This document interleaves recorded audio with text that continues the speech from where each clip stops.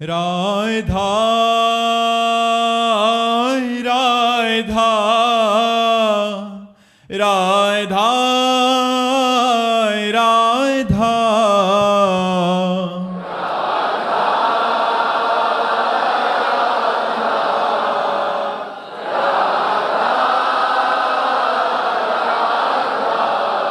हाय राधा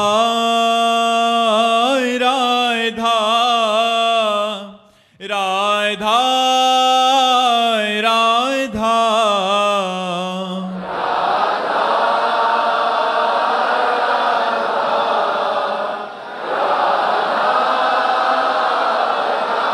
श्री राधा वल्लभ लाल की, समस्त संत हरि भक्तन की, श्री वृंदावन धाम की, श्री सद्गुरुदेव भगवान की। बेबी देवी जी बिहार से।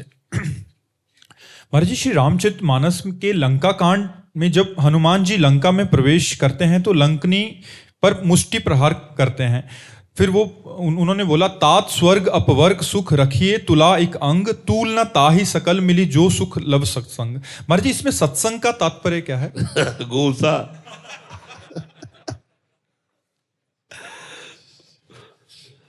महान परम भागवत जिन कर कमल से भगवान श्री राम के चरण चापते हैं, हनुमान जी महाराज परम पवित्र बाल ब्रह्मचारी भगवत स्वरूप प्रेम में डूबे हुए, जिनके हृदय में सिया राम जी विराजमान है, जिनके कर कमल सदैव राम जी के चरणों का सेवन करते हैं, इनकी महिमा ब्रह्मा जी ने पहले बता रखी थी लंकिनी को।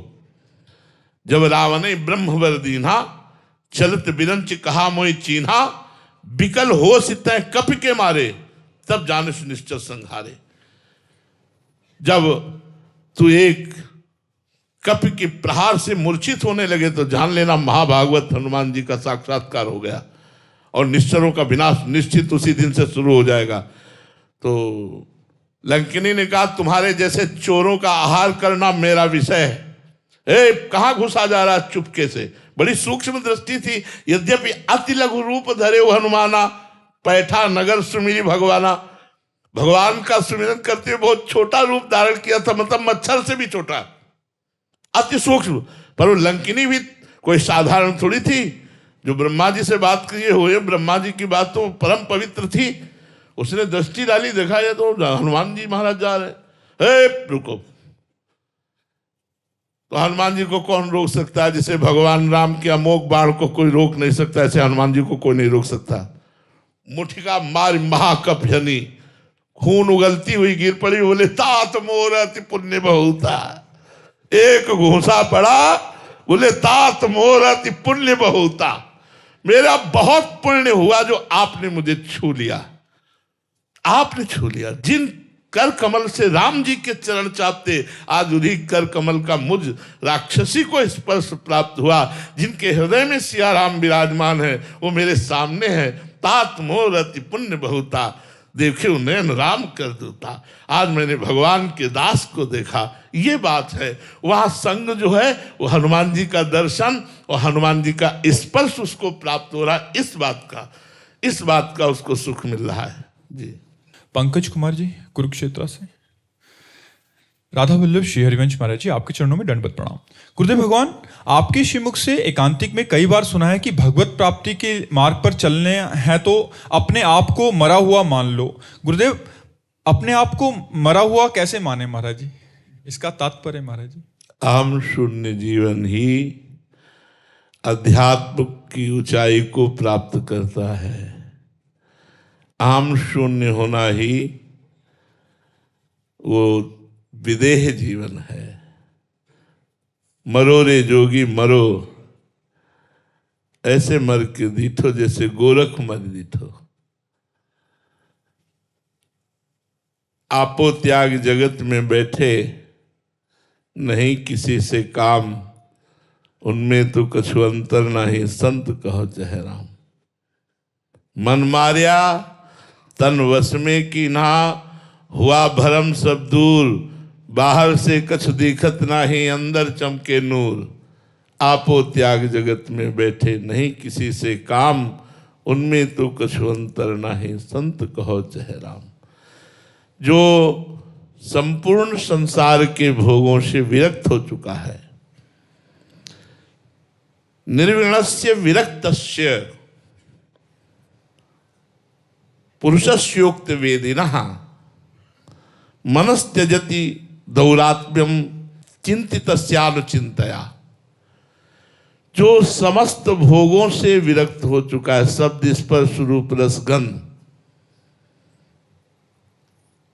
जिसने संसार के नानात्व का चिंतन त्याग दिया है, गुरुदेव, सदगुरुदेव, संतजन, शास्त्र, इनके उपदेशों को भली भांति हृदयंगम करके निश्चित कर लिया है कि आत्मस्वरूप ही सत्य है और ये तीनों देह और इनका विलास असत्य है, इसलिए वो असत्य से मन को हटाकर सत्य स्वरूप आत्मस्वरूप श्री भगवान में या अपने आत्मा में स्थित कर दिया है, वो मरा हुआ पुरुष है, वो विदेह है, वो जीवन मुक्त है, वो अहम शून्य जीवन है। जब तक विषयों का चिंतन होता है, भोगों के भोगने में सुख है, तब तक ये जीवन नहीं। इस मार्ग में मरकर चला जाता है। नारायण अति कठिन है, हरि मिलन की बाट, या में पग पीछे धरे प्रथम शीश दे काट। शीश काटने का तात्पर्य अहम का नाश हो जाना। शास्त्र और गुरु की आज्ञा में अनुकूलता, प्रतिकूलता, मान अपमान, सुख दुख, निंदा स्तुति, इसको समान सहते हुए चलना, यही है अमृतमय जीवन। मृत जीवन इधर तो अमृतमय जीवन इधर। मृत्युर्मा अमृतम गमय, असतो मां सदगमय, तमसो मां ज्योतिर्गमय। ये है, जब तक हमारा मन जिंदा है तो वो वासनाओं की खेल खेलने की इच्छा में हमें बांधता रहेगा। दुर्वासना मम सदा परिकर्षयन्ति, दुर्वासना सदैव हमें खींचती रहेगी। जब तक दुर्वासना के खेल खेलते रहेंगे तो उपासना परिपक्व नहीं होगी।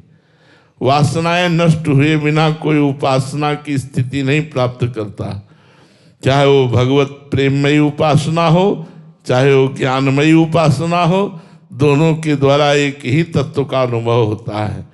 इसलिए मरने का तात्पर्य है संकल्प रहित मन, भगवत चिंतन परायण चित्त। भगवत चरणारविंद में ही सुख है, आत्म सुख ही सत्य है, ये निश्चय और अहंकार का शुद्ध मय में या भगवान के चरणों में समर्पित हो जाना, यही तात्पर्य है। शिवम जी नोएडा से। राधे राधे महाराज जी। महाराज जी, बहुत संतों की वाणी से और अष्टावक्र गीता जी में साक्षी भाव या दृष्टा भाव होने की स्थिति के बारे में सुना है। महाराज जी, क्या ये स्थिति भक्ति मार्ग में भी आती है या फिर सिर्फ ध्यान या ज्ञान मार्ग या अष्टांग योग में ही? भक्ति मार्ग में कर्म समर्पण करते हुए भगवान मेरे हृदय में बैठकर बुलवा रहे हैं, भगवान मेरी भुजाओं में बैठकर कर्म करवा रहे हैं, मेरे भगवान ही सब कुछ कर रहे हैं। भक्ति हर समय देखता है कि ये तो शरीर यंत्र मात्र है, भगवान करा रहे हैं। उमा दारु जोशित की नाई, सबहि नचावत राम गोसाई, वो अनुभव कर रहा है। ज्ञानी शरीर की जितनी चेष्टाएं हैं वो त्रिगुणमयी माया के द्वारा हो रही। गुणानुगुण वर्तन्ते मनुष्या पार्थ सर्वसा। वो अपने को दृष्टा देखता है। भक्त अपने आप को भूल करके भगवान के चिंतन में इतना तन्मय है कि सारी चेष्टाएं भगवान करा रहे हैं। ब्रह्म नहीं, माया नहीं, नहीं जीव नहीं काल, अपनी ही सुधि ना रही, एक रहे नंदलाल। भगवत चिंतन में इतना डूबा हुआ है कि संकल्प विकल्प रहित तो होकर के कर्म हो रहे हैं। कर्म होते हुए भी वो भगवत समर्पण युक्त है, इसलिए अहम शून्य जीवन है। तभी उसके हृदय में प्रेमानंद का अनुभव होता है और वो समस्त वासनाओं से मुक्त होकर, आवागमन से मुक्त होकर भगवान की रूप माधुरी, लीला माधुरी, गुण माधुरी में डूबा होता है और शरीर की चेष्टाएं यथावत होती हैं, वो भगवान की प्रेरणा से। ओम कृष्ण जी अमृतसर से। राधे राधे महाराज जी।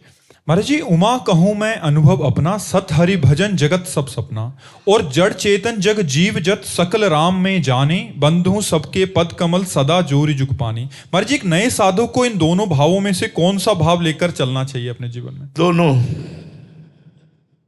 पंछी जब आकाश में उड़ता है तो एक पंखे से नहीं उड़ता, दोनों से, दो पंखे होते हैं।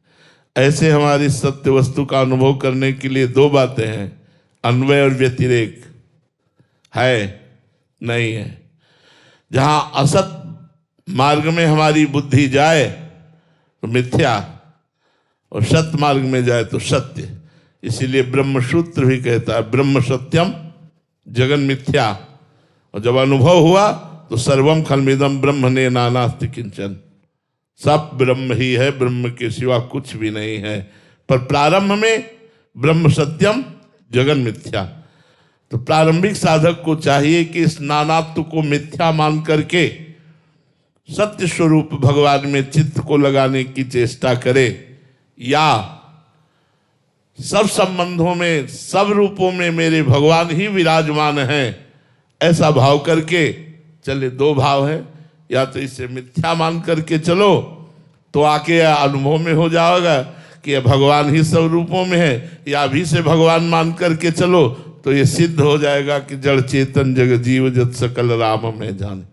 पर ये नानात्व मिथ्या है बच्चा, प्रतिक्षण नाश को प्राप्त हो रहा है, परिवर्तनशील है। सत्य परिवर्तनशील नहीं होता, एक रस होता है, और ये एक रस नहीं है, विषम है, ये द्वंद्व है। सुख दुख मान अपमान लाभ हानि जय पराजय जन्म मृत्यु, ये द्वंद्वमय है। जो एक है वो द्वंद्वातीत है, वो कालातीत है, वो त्रिगुणातीत है, वो चिदानंदमय है। वही आपका स्वरूप है। अगर ज्ञान मार्ग में देखो और भक्ति मार्ग में देखो तो वही आत्मस्वरूप भगवान है। इसलिए दोनों बातें समझनी होंगी, तभी ये बात समझ में आएगी। जितेंद्र कुमार जी जिंद हरियाणा से। राधे राधे महाराज जी। महाराज जी, आप कहते हो कि अहंकार को मिटा दो तभी ईश्वर की प्राप्ति होगी। जिस मैं को मिटाने की बात हो रही है वो तो अपने आप को बचाने के लिए आध्यात्मिक साधना करता है, तो अंत में जो मिटा उसे मिटाने वाला कौन था? क्या कहना चाहते हो? किसका प्रश्न है? गुरुजी, मेरा प्रश्न है कि मैं साधना करता हूँ अहंकार को मिटाने के लिए। अगर यही साधना मेरी अहंकार का कारण बन जाए, जैसे कि मैं बहुत बड़ा साधक बन गया। हाँ, ये दोष है, ये दोष है। ये दूसरों पर हे बुद्धि करके अपने में श्रेष्ठ बुद्धि लाएगा, जिसके कारण हमारा पतन हो जाएगा। हमें दूसरों में भगवत बुद्धि और अपना सुधि ही ना रहे। तभी तो कहा कि भक्त देखता है कि भगवान के द्वारा, जैसे आपका भजन बन रहा है तो आप कहोगे गुरुदेव की बड़ी कृपा, संतों की बड़ी कृपा, भगवान की बड़ी कृपा कि मेरा भजन बन रहा है। अगर ये बात आता है कि ये लोग तो इतना भजन नहीं करते जितना मैं भजन करता हूँ, तो दूसरे में हे बुद्धि, अपने में श्रेष्ठ बुद्धि, ये पतन का मार्ग है, ये उन्नति का मार्ग नहीं। अध्यात्म में वो भ्रष्ट हो जाएगा जो अपने को श्रेष्ठ मानता है। अध्यात्म तो तब होता है जब तृणादपि सुनी चेन तरोरी सहिष्णुना अमानिना मान देन कीर्तनिया सदाहरी। अपने को तृण से नीच समझता है, सबको श्रेष्ठ समझता है, सबको सम्मान देता है, स्वयं अमानी रहता है, वृक्ष के समान सहनशील होकर निरंतर नाम जप करता है, वो महात्मा बन जाता है। पैंट शर्ट में भी वो महात्मा होता है। तो बच्चा, ये बात तो निंदनीय है, इसे त्यागना चाहिए। ये त्यागने से ही आध्यात्मिक की ऊंचाई पर चढ़ा जा सकता है। समझ पाए आप जी? जी। अशोक अग्रवाल जी लखनऊ से। राधे राधे महाराज जी। महाराज जी, आप कह रहे हैं कि आप विधायक हैं, आप पूछना चाहते हैं कि राजनीतिक और सत्ता के मार्ग पर प्राय अहंकार और मद की बाधाएं महाराज जी आती रहती हैं जीवन में। एक जनप्रतिनिधि अपनी सत्ता की शक्ति को बिना अहंकारी हुए केवल ठाकुर जी की सेवा कैसे देखो, आप तो मान लो एक विधायक हैं, चक्रवर्ती सम्राट से बहुत छोटा पद है ये। वो जो बादशाह होता है वो थे अम्बरीश जी। अन्य पूरे संपूर्ण भारत के नहीं, विश्व के वो राजा थे। चक्रवर्ती कहते हैं जहां से सूर्य उदय होता है, जहां से अस्त होता है। सम्राट थे, और भगवान के अनन्य दैन्य भक्त थे। कितने ऐसे सम्राट हमारे इतिहास में हुए जो भगवान के भक्त हुए, दैन्य हुए। आप प्रजा के स्वामी नहीं हैं। आप जब धैर्यपूर्वक देखिए तो आप प्रजा के सेवक हैं। विधायक पद, सांसद पद या मुख्यमंत्री पद, ये जितने पद हैं ये समाज सेवा के लिए रखे गए हैं। अगर हम अपने को समाज सेवक समझते हैं तो हमारा मार्ग ठीक चलेगा। अगर समाज का स्वामी समझते हैं तो हमारा मार्ग गलत हो जाएगा। आप स्वामी नहीं हो, स्वामी तो भगवान हैं, आप सेवक हो। अगर सेवक बन करके आप समाज की सेवा करें तो विधायक पद आपको अभिमान रहित करके भगवान के मार्ग में आगे बढ़ा देगा। सबकी सेवा करना, जितना क्षेत्र आपके अंतर्गत आता है विधायक में, उतने क्षेत्र को आप विचार पूर्वक सोचते रहिए, कैसे मैं गरीबों को सुख पहुंचाऊं, कैसे लोगों को अनुकूलता प्रदान करूं। मैं एक सेवक हूं। भारत को एक ऐसे नागरिक की आवश्यकता है जो दूसरों को सुख पहुंचावे, वो चाहे विधायक हो चाहे सांसद हो। जब स्वसुख वांछा का त्याग करके समाज सुख के लिए सोचा जाता है तो वही भजन बन जाता है, और जब स्वसुख वांछा शोषण किया जाता है तो वही हमारे दुर्गति का कारण बन जाता है। यदि हम नाम जप करें और अपने को समाज सेवक समझें तो हमें लगता है फिर गर्व नहीं छुएगा आपको। फिर आप भगवान की भक्ति से युक्त होकर के, यही आपकी भगवान की पूजा बन जाएगी और इसी पूजा से भगवान प्रसन्न हो जाएंगे। समाज की सेवा का बहुत बढ़िया अवसर मिला है। आप हजारों गरीबों को सपोर्ट कर सकते हैं, हजारों समस्याओं का समाधान कर सकते हैं, क्योंकि आप सरकारी पद पर हैं। आप उस पद का सदुपयोग कीजिए और ये सोचते रहिए कि मैं तो सेवक हूँ, स्वामी नहीं। स्वामी तो भगवान है, मैं सेवक हूँ, समाज का सेवक हूँ। हम भी समाज के सेवक हैं, हम भी समाज आध्यात्मिक सेवा हम भी कर रहे हैं। सबको नमस्कार करके हमारे जो अध्यात्म की संपत्ति मिली है वो सबको बांट रहे हैं, और उसमें जो जो ग्रहण कर रहे हैं वो सुख का अनुभव कर रहे हैं, जो त्याग रहे हैं वो दुख का अनुभव कर रहे हैं। तनिष अरोड़ा जी, होशियारपुर से। महाराज जी, आपके चरणों में कोटि कोटि प्रणाम। गुरुदेव, आपका सत्संग सुनकर पता चला कि संसारिक इच्छाओं का कोई अंत नहीं है, इसलिए मैं अपनी इच्छाओं को बढ़ाना नहीं चाहता। पर जब भी मैं किसी के पास कोई चीज देखता हूं जो मेरे पास नहीं है तो मन में आता है कि ये भी मेरे पास होता तो अच्छा होता। महाराज जी, ऐसी भावना को खत्म करने के लिए मैं क्या करूं महाराज? नाम जप करो। भगवान के नाम में बहुत बड़ी सामर्थ्य है। वो चाहेंगे तो पूर्ण कर देंगे, वो चाहेंगे तो समाप्त कर देंगे। नाम जप करो, भगवान चाहेंगे तो कामना की पूर्ति कर देंगे और भगवान चाहेंगे तो कामना को शांत कर देंगे। दोनों काम भगवान मंगलमय ही करेंगे। इसलिए अगर चाहिए, देखो लोगों को चाहिए तो, पर भजन नहीं करते। करदम जी को भगवान ब्रह्मा जी ने आज्ञा करी कि सृष्टि रचना करो, तो अकेले तो सृष्टि रचना हो नहीं सकती, अब पत्नी चाहिए। तो उन्होंने पत्नी चाहिए इसलिए 10,000 वर्ष तक भजन किया। स्वयं सच्चिदानंद भगवान श्री हरि प्रकट हुए और कहा वरदान मांगो, तो उन्होंने कहा पिताश्री की आज्ञा है कि सृष्टि वृद्धि को प्राप्त हो, तो सृष्टि वृद्धि को प्राप्त हो इसलिए मुझे पत्नी चाहिए। भगवान के आंसू गिर पड़े कि 10,000 वर्ष तक तपस्या पत्नी के लिए। तो बिंदुसर तीर्थ जो बना वो अश्व से बना। भगवान ने कहा आदि सम्राट महाराज मनु की पुत्री देवहूति जी परसों आएंगी और उन्हें आप स्वीकार कर लेना। करदम जी का ब्याह हुआ, स्वयं भगवान पुत्र रूप में प्रकट हुई, कपिल भगवान के रूप में, और सांख्य शास्त्र का उपदेश करके उनका और जगत का मंगल किया। हम जो चाहें भगवान से चाहें और नाम जप करें तो या तो हमारी चाह पूर्ति हो जाएगी, और यदि वो वस्तु अमंगल करने वाली है तो उस कामना की ही शांति हो जाएगी। इसलिए हम खूब नाम जप करें। प्रताप नारायण द्विवेदी जी, लखनऊ से। महाराज जी, सत्य क्या है? प्रभु, आत्मा, ब्रह्म, हरि, ये पर्यायवाची उसी के हैं। एक सत्य के बहुत रूप से विवेचन करने वाले शास्त्र मिलेंगे, बहुत से विवेचन करने वाले संत मिलेंगे, पर वो एक सत्य है, प्रभु जो सबका स्वामी है।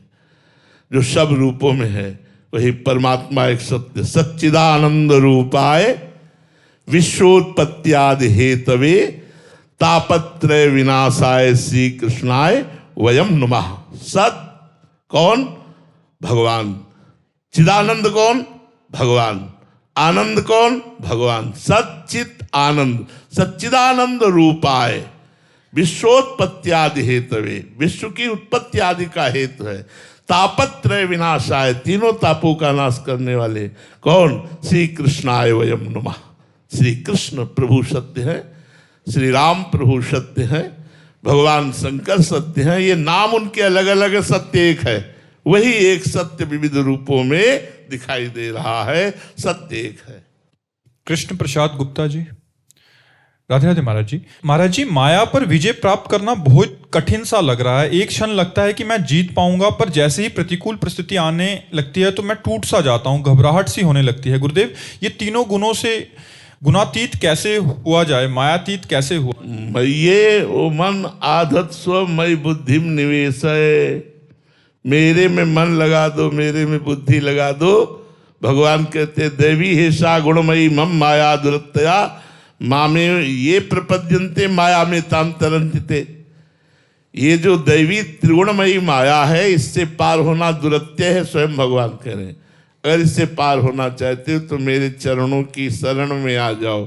भगवान की शरण में होकर गीता जी का स्वाध्याय करो, श्रीमद् भागवत का स्वाध्याय करो, संतों का सत्संग करो, खूब मंत्र नाम जप करो।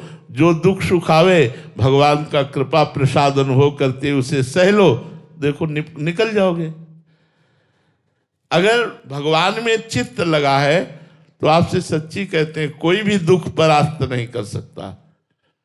अगर भगवान में चित्त नहीं लगा है तो कोई भी सुख आपको शांति नहीं प्रदान कर सकता। भगवत विमुख को त्रिभुवन का राजा बना दिया जाए, सब भोग उसे एक साथ दे दिए जाए, तो भी वो कभी तृप्त व शांत नहीं हो सकता। और भगवत शरणागत, भगवत चिंतन करने वाले को एक साथ दुनिया के सारे दुख दे दिए जाए तो भी वह शांत नहीं हो सकता, क्योंकि भगवान आनंद समुद्र उसके हृदय में स्थित होकर के वो सामर्थ्य देते हैं जिससे वो सब दुखों को भूल जाता है। इसलिए विश्वास करो, आप भगवान के नाम जप में बड़ी सामर्थ्य है, टूटो मत। देखो, ऐसा नहीं कि हम केवल प्रवचन कर रहे हों, कैसा दुखमय जीवन है, लेकिन आपसे सच्ची कहता हूं, मुझे एक मिनट भी कभी दुख का अनुभव नहीं होने देते प्रभु। हर समय हमारा हृदय आनंदित रहता है, हम प्रसन्न रहते हैं। आप इतने सुखी नहीं होंगे जितने हम सुखी हैं। क्यों? आपका कहीं ना कहीं संसार से राग है, हमारा प्रभु से संबंध है, तो ना मरने का डर है और ना इस रोग का दुख है, हर समय आनंद बना रहता है। इसलिए सबसे प्रार्थना करते हैं, यदि सुखी होना चाहते हो तो प्रभु के चरणों का आश्रय ले लो, नाम जप करो। 24 घंटे में 24 मिनट ही प्रभु को दे दो, तुम्हारा मंगल हो जाएगा। 24 मिनट नाम जप करने लगो, तुम्हारा मंगल हो जाएगा। आप शुरू तो करो।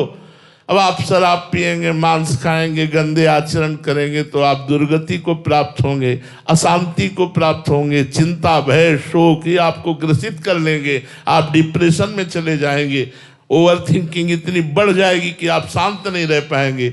इसलिए नाम जप करो, पवित्र भोजन करो, गंदे भोजन का त्याग करो, आप देखो शांति मिलने लगेगी, हृदय शांत हो जाएगा।